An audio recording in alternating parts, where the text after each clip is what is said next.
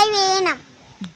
കാര്യം ഇതിപ്പോൾ ഞാൻ പറഞ്ഞു പറയിപ്പിച്ചതാണെന്നുണ്ടെങ്കിൽ കൂടിയും ഒരു ദിവസം 2-3 വട്ടമെങ്കിലും ഞാൻ ഈ ഡയലോഗ് കേൾക്കാറുണ്ട്.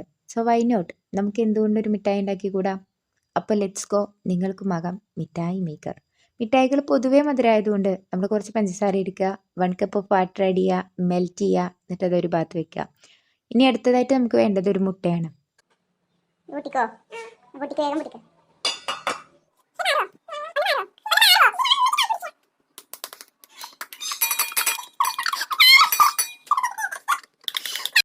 ഒരു മുട്ട പൊട്ടിച്ച അങ്കാണ് നിങ്ങളിപ്പോൾ ഈ കണ്ടത്. ഈ നേരത്തൊക്കെ ഒന്ന് അങ്ങോട്ട് കൊടുത്താലോ എന്നൊക്കെ നമുക്ക് തോന്നും. ബട്ട് നമ്മൾ ആത്മസമീപനം പാലിക്കുക.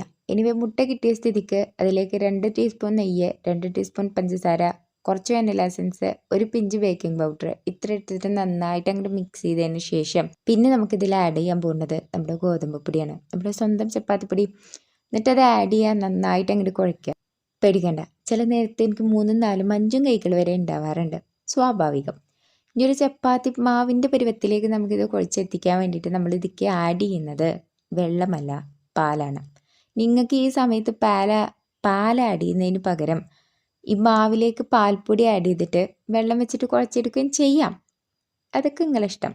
ഇത് നന്നായിട്ട് സോഫ്റ്റായിട്ട് കുഴച്ചതിന് ശേഷം പരത്തിയിട്ട് നമുക്ക് ഇഷ്ടമുള്ള ഷേപ്പിനനുസരിച്ചിട്ട് ഇത് കട്ട് ചെയ്യാം. ഒരുപാട് തിക്കാക്കണ്ട, ഒരുപാട് തിന്നാക്കണ്ട. ശേഷം എണ്ണ ചൂടാക്കുക, മുക്കി അങ്ങോട്ട് പൊരിക്കുക. എണ്ണ ചൂട് ഓവറായി കഴിഞ്ഞാൽ ഇതിൻ്റെ ഉള്ളിൽ അങ്ങോട്ട് കുക്കാവില്ല കേട്ടോ.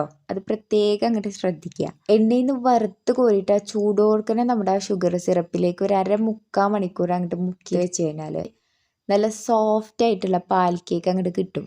സംശയമുണ്ടോ? ഉണ്ടെങ്കിൽ ഉണ്ടാക്കി വെക്കണം. അല്ലാന്നുണ്ടെങ്കിൽ ഇപ്പം ഞാൻ ഉണ്ടാക്കിയത് തരാൻ പറ്റൂ.